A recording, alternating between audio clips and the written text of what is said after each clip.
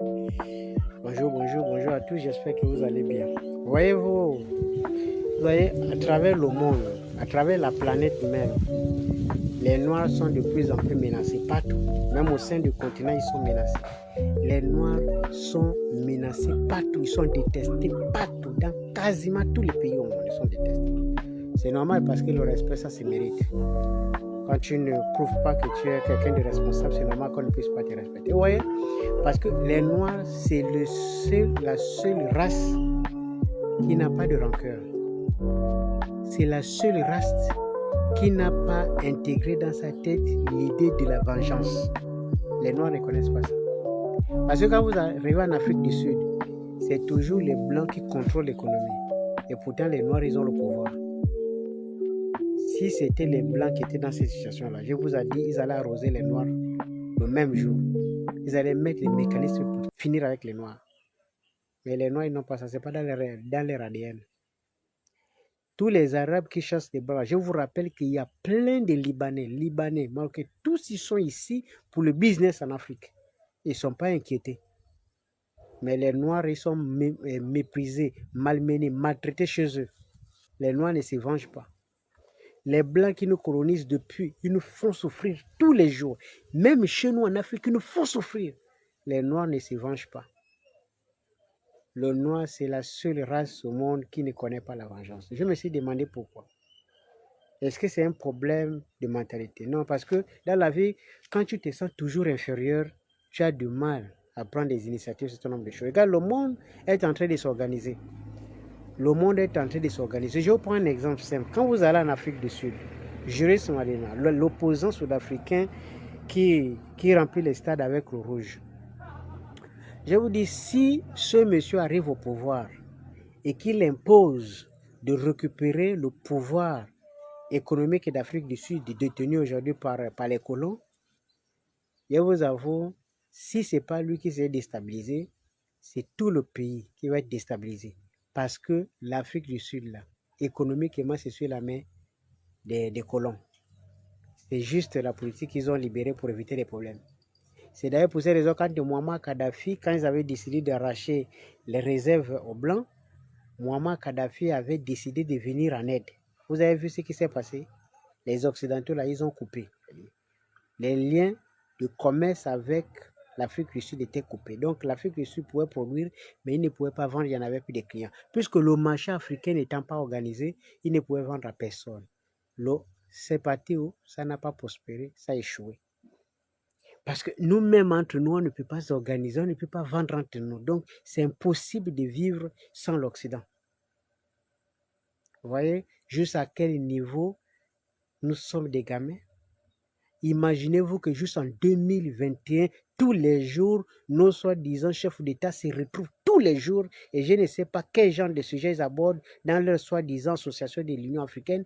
Ça n'est rien de bon ne sort de là. Nous sommes toujours au même niveau de statu quo. Et c'est le Maroc qui commence à avoir ses propres intérêts partout, qui est en train d'insister pour organiser ce marché-là, pour ses propres intérêts. Ce leadership-là devait venir d'un pays noir, du Nigeria et des autres pays, mais non. Les Noirs, ils n'ont pas intégré ça. Ça, ce n'est pas dans leur mentalité. C'est toujours les autres qui viennent pour nous enseigner quelque chose que nous, on est capable de faire. Et pourtant, quand on demande la fédération, c'est quoi la fédération?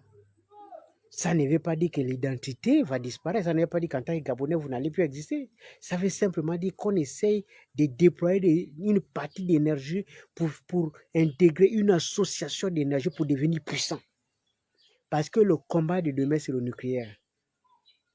Un pays qui n'a pas le nucléaire ne peut pas décider. On décide pour vous. Si aujourd'hui on a peur de Poutine, on a peur de la Corée du Nord, on a peur des autres pays, c'est parce qu'ils ont la bombe. Et c'est pour cette raison que si on est en fédération, on va monter en puissance. Et nous allons forcément avoir les bombes et tout le reste. Et là, on peut compétir avec les autres. On peut imposer. Mais quand vous demandez avoir un siège avec veto, mais votre veto va dire quoi? Si on décide de malgré votre veto de vous attaquer, vous allez faire quoi? On n'a rien. Au lieu de nous préparer sérieusement, de nous mettre ensemble, de de renforcer nos liens, de créer une force unique pour en fait de permettre au continent d'aller de l'avant. Tout ce qu'on a fait, c'est la contradiction entre nous.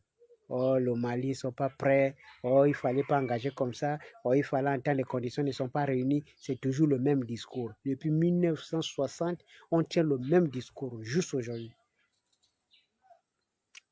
Je pense que ce qui nous arrive, on mérite cela. Mais moi, la question qui me vient à l'esprit, c'est de savoir, est-ce que ça touche même nos dirigeants? Quand on chasse les Noirs, par exemple, en Tunisie, est-ce que ça les touche? Est-ce qu'un jour, un gars comme Macky Sall peut se mettre sur sa terrasse et puis prendre un petit café puis réfléchir, dire, mais mon Dieu, quand même, monsieur le président appelle son homologue d'utiliser pour dire, mais qu'est-ce qui se passe là-bas? Non, moi je ne veux plus voir des Noirs. Et pourtant, lui-même, il est noir. Est-ce qu'ils imaginent un seul instant? Est-ce qu'ils essayent de réfléchir? Je ne pense pas.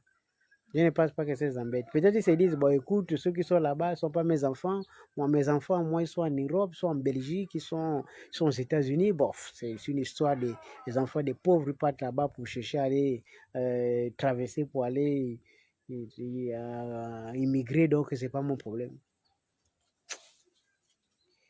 Pauvre Afrique.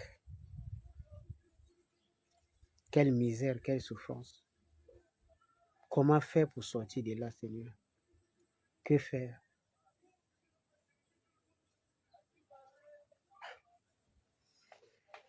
C'est vendredi. J'espère que tout ce qu'on peut demander à Dieu, c'est que c'est lui qui a la force suprême. Comment si, pour une fois, il peut au moins étendre sa main pour essayer de nous aider à s'en sortir. Tous ceux qui ont des idées pour faire décoller le continent, il faut les accompagner. Il faut mettre les bâtons dans les roues, tous ces types-là, malgré leur puissance, parce que c'est toi qui es le plus grand. Nous sommes dans un continent mystique. Il faut qu'à un moment, tous ceux qui peuvent contribuer à sauver ce continent s'élèvent pour qu'on arrive à changer de paradigme. Djibouti.